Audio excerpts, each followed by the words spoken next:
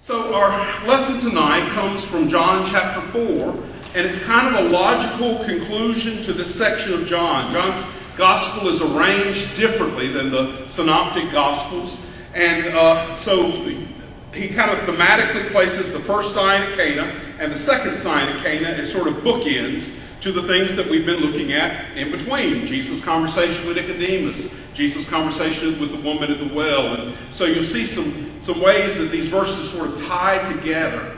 And one of the themes will be, what does it take for you to believe? What do you need before you can put your trust in Jesus? The dictionary says that faith is believing in something for which there is no proof. Now, that's not a good biblical definition of faith. That's a dictionary definition of faith. Faith is believing in something for which there is no proof. And we would take exception to that. We would say that biblical faith is to be persuaded or convinced that something is true based on evidence or sound reasoning. And so Jesus gives us lots of evidence. Lots of things to base our faith on. It's not just wishful thinking. It's not just us trying to increase our faith by having a better imagination. It's grounded on the reality of Christ, on His words, on His promises, on the fulfillment of these things. As we take Him at His word and find out that His word is really true. The preacher in Hebrews says, faith shows the reality of what we have hoped for and is the evidence of things we cannot see. So as we look at this passage of Scripture, think about, what is your faith based on? What would it take for you to believe? I'm in John chapter 4, verse 43. And this is just after the story we looked at this morning about Jesus and His visit with the woman at the well, and how a whole town came to know and believe in Christ. Now, just to refresh our memory from this morning, because that's been hours ago, how many miracles did Jesus do in the first part of chapter 4? He met with the woman at the well. They talked about living water. She went away with a powerful testimony. The town came back. He stayed with them 2 days. Which miracles happened in chapter 4?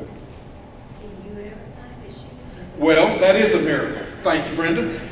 He did know her life. He knew her. And so that's a supernatural thing. And that was used to help her to realize that this man's a prophet. And then later she learns he is the Messiah. But there wasn't any healing of blind people or lame people being able to walk, or no dead person was raised or anything like that.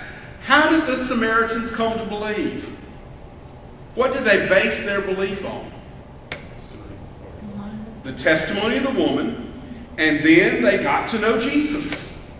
And there's even a little part there that says, hey, at first we believed because of your testimony, but now we believe because we spent time with this man, and we know that it's true. So that background is really important as we look at the next few verses, starting at verse 43 of chapter 4. After the 2 days, that's the 2 days in Samaria, he left for Galilee. That was where he was going to begin with. Now Jesus himself had pointed out that a prophet has no honor in his own country. And the synoptic gospel writers make much of this, that Jesus was not accepted in his hometown. That people said, isn't this Joseph's son? Aren't his brothers still here with us? Wasn't he a carpenter? And they discounted everything Jesus said and did, and eventually tried to kill him there in Nazareth. So John makes this statement: a prophet has no honor in his own country.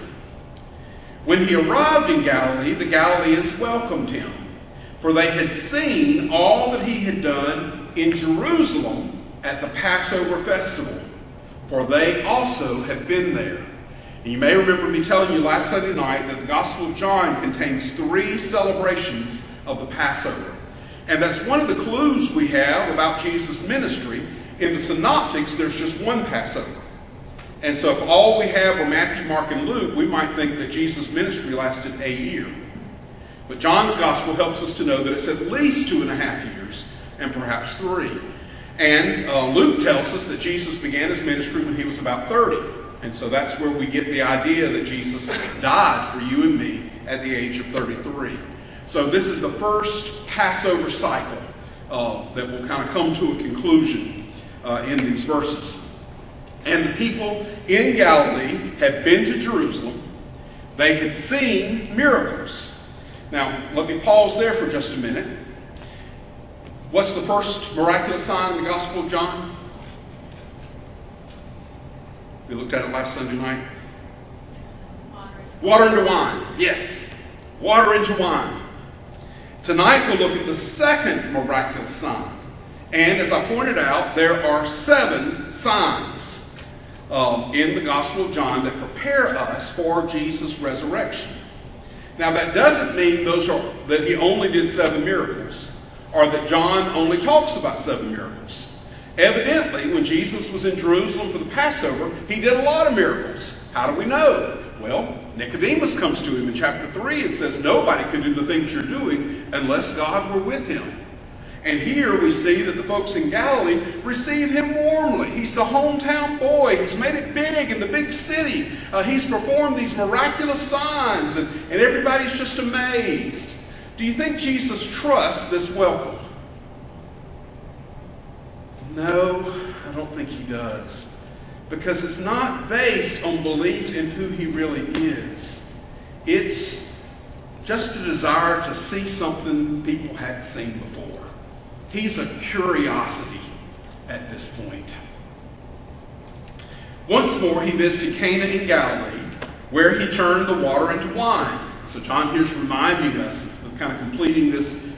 That's the bookend, and this is the other bookend to this part of the story. And there was a certain royal official whose son lay sick in Capernaum. Now, we've seen Jesus have a conversation with a well-respected Pharisee, part of the ruling party. This morning we looked at a conversation he has with a woman who would be at the bottom of any social totem pole, someone who had been rejected by her own people, and certainly rejected by the Jewish people as a Samaritan woman. And now it's a royal official. And scholars kind of scratch their heads here because we're wondering, is this a Jewish royal official, or is this a Gentile royal official? And there's no way really for us to know from John's account because he doesn't tell us. But it's a royal official whose son lay sick at Capernaum. It could be either. And when this man heard that Jesus had arrived from Galilee in Judea, he went to him and begged him to come and heal his son, who was close to death. Now, how does he know that Jesus can do anything for his son? Well, he's heard. He's heard of these miracles that have happened in Jerusalem. He's heard of the things that have taken place. And so he has come to Jesus desperate and wanting so much for his son to be well. And Jesus' response to his pleading is a little odd. Almost as odd as some of his other responses have been. When Nicodemus says, I know you're from God, and Jesus says, you must be born again. Or when his mother says, hey, they've run out of wine, and he says, well, what's that got to do with me? So John is presenting a little different picture of Jesus in his gospel. And Jesus says in verse 48, unless you people, or if he were in the South, he would have said y'all, unless y'all see signs and wonders, Jesus told him, you will never believe. And you can hear a little bit of frustration in Jesus' voice. The people seem to need some kind of spectacular demonstration of God's supernatural power before they will move toward faith. So again, the question is, what does it take for you to believe? What is your faith in? What helps you to really trust Jesus and to really believe what he says? And maybe this will help to see a little bit of Jesus' frustration. Y'all remember when Moses stood in front of that burning bush? Was he excited to do what God asked him to do? No, he came up with every excuse he could think of. And God said, okay, I'm going to give you some signs. You got that rod, right? Okay, throw it on the ground. Comes the snake. Y'all remember that part? Okay, stick your hand in your shirt. Pull up leprosy. Put it back. Healed. And then he says, and you can take that staff and touch the water in the Nile and turn to blood. So those are some signs that I'm going to equip you with and help you with. So from that point on, Moses was just excited to go and do exactly what God had asked him to do. No! He kept making excuses. And as you read the account in Exodus chapter 4, finally the Lord's anger burns against Moses because he is stubborn and reluctant, not just to believe, but to be obedient and to do the things God's asked him to do. Or do y'all remember the story of Gideon? Fascinating story in the book of Judges, at a time when people did what they thought was right in their own eyes, just like they do now, instead of relying on God's wisdom and strength. And Gideon has a visit by a mighty angel. Now, I don't know about you, but if a mighty angel came to see me, that'd probably be enough of a sign. For Gideon, it wasn't. So he hears what the angel has to say, and he says, well, I need a sign. So they work out this thing where there's going to be this altar and sacrifice, and God consumes the sacrifice. Now that would be convincing, wouldn't it? Well, keep reading. Gideon needs more. He says, okay, I'm going to put this fleece, I'm going to put this mat out. And in the morning, if the fleece is wet and everything else is dry, that'll be my sign. And I'll believe. I'll trust. Next morning, Gideon wakes up and that fleece is wet and everything around it is dry, just like he asked. Does he believe? Nope. Okay, let's do this. That could have been a coincidence. We'll put the fleece out again, and this time it needs to be dry and everything else wet. That'll help me. And so the next morning, fleece is dry, everything else is wet.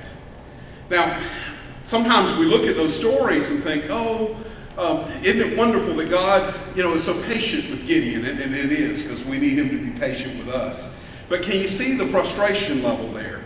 Gideon is slow to put his trust in God. He needs signs and wonders. And so Jesus is perfectly capable of signs and wonders. But what's the danger in that being all he is? Now, granted, sick people need to be healed, and dead people need to be raised, and blind folks need to see. But if that's all Jesus was, would that have an impact 2,000 years later? Is that what was needed to save our souls? No. There's a belief, there's a trust that goes beyond. And so one of the big things in the Gospel of John is that believing is seeing. And you'll get to a climax near the end because you've got Thomas, who wasn't at church that Sunday night. Y'all remember? And the other disciples said, hey, you should have been there. You had to be there. And Thomas says, I'm not going to believe until I can put my hand where the nail prints were and touch that place in his side. And the next Sunday night, Jesus appears to the disciples. And Thomas, come on up. Put your hand in where the nail prints were. Touch my side. Lord, I believe. My Lord and my God.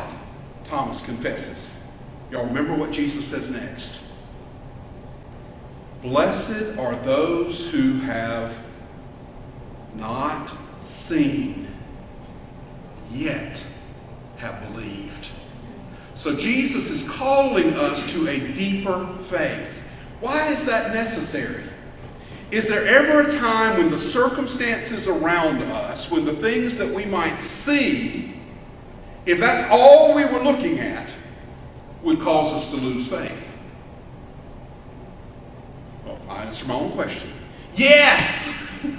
In fact, the present circumstances might cause us to lose faith, if that's all we're looking at. And so Jesus wants to instill in us a faith that is stronger than the circumstances. A faith that believes even when it can't see. Now, God will prove himself to be true. Our faith will one day be made sight. But until that time, we learn to trust even when things don't go our way. Even when we're disappointed. Even when God doesn't answer our requests the way we think he should. So there's a larger truth being communicated in these passages that sort of help us to understand. But the royal official, he wants to believe, and he's mostly concerned about his son. So he comes back to that, verse 49. The royal official said, "Sir, come down before my child dies." Can you hear a little impatience, a little, is it fair to say demand in what the royal official says? And of course, he's a royal official. He's probably used to ordering people around. And John does this so beautifully. Basically, he says, "Come or die." The child will die. So, come down before my child dies. Jesus responds, "Go, and he'll live." So it's not a play on words exactly, but it's a beautifully told story where these things fit together like pieces of a jigsaw puzzle. Now, come down, or my son will die. Jesus says, "Go, your son will live." Now, in the miracle of water into wine, some commentators have said that, in a sense, that's a miracle about time. Think about that with me for a moment. Can water turn into wine? Well, add the grapes, right? And what has to happen? Fermentation. Does that happen, in 30 minutes or 40 minutes? No, it takes a little while, right, for that to happen. I'm not a scholar on such things. I don't know how long it takes grapes to ferment, but more than 20 or 30 minutes, right?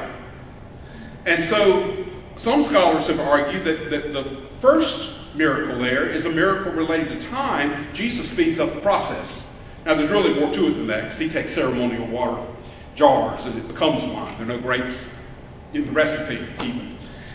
So there's a little bit of a flaw there. Here, there's a miracle of space.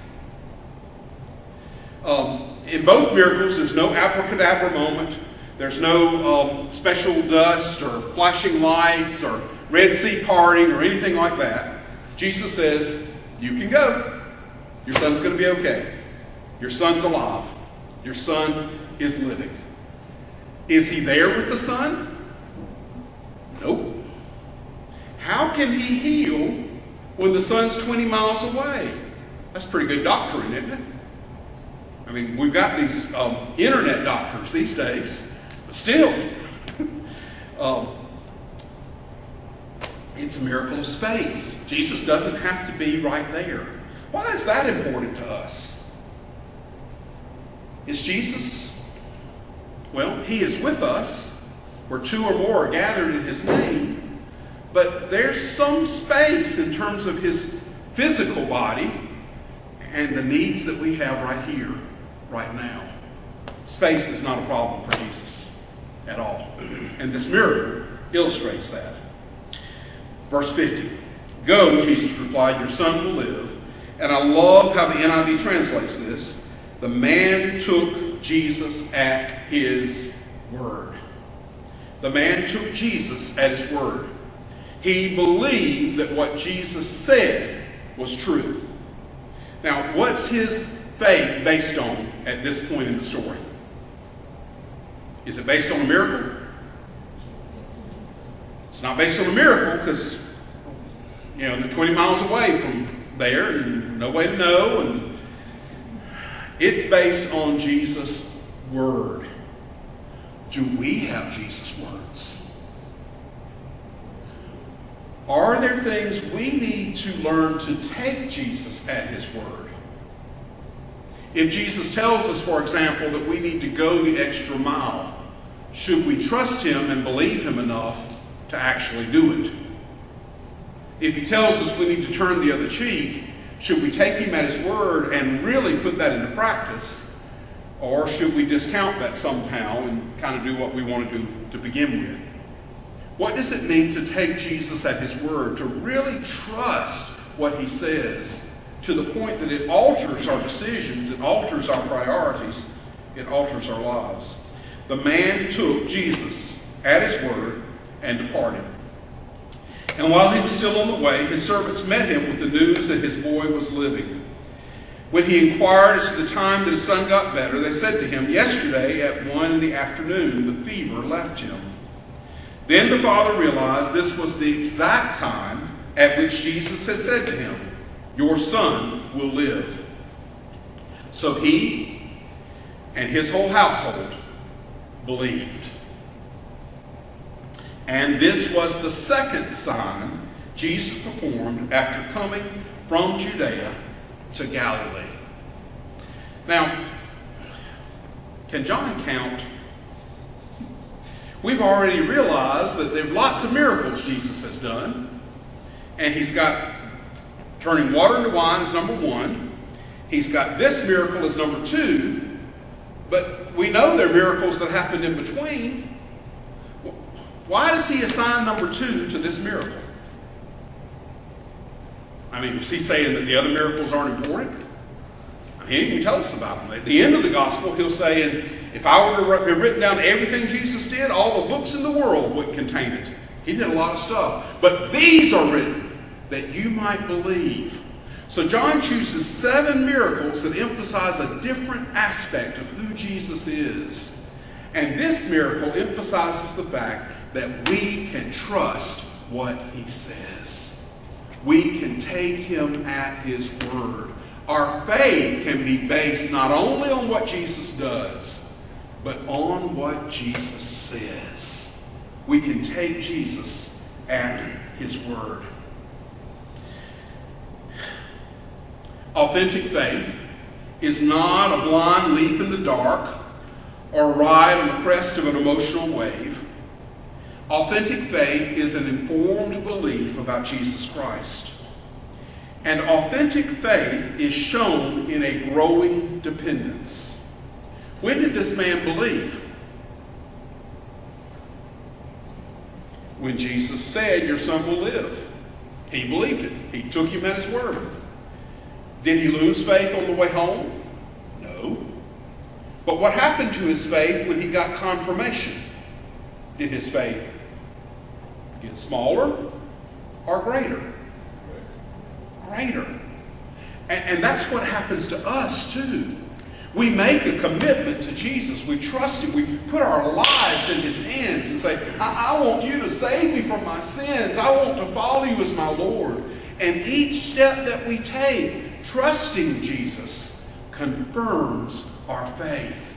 And we grow stronger in our faith because we receive more and more and more confirmation that God really is at work, that God does keep his word, and that we can trust him for all that he said. And so authentic faith shows a growing dependence. It continues. So as we continue in the Gospel of John, Jesus will say, if you abide in me, if you remain in me, if you persevere, you will see wonderful fruit. I'm the vine, my Father's the gardener, you are the branches.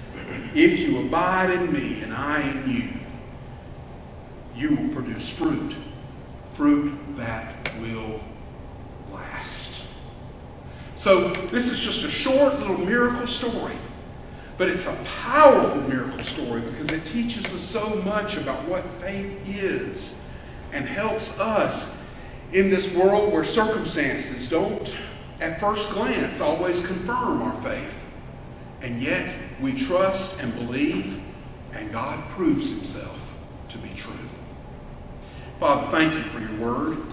And thank you for the faith of this man long ago who trusted Jesus' words and had his faith confirmed. Help us to believe the things you have told us and to act in faith and trust and obedience. I ask in Jesus' name.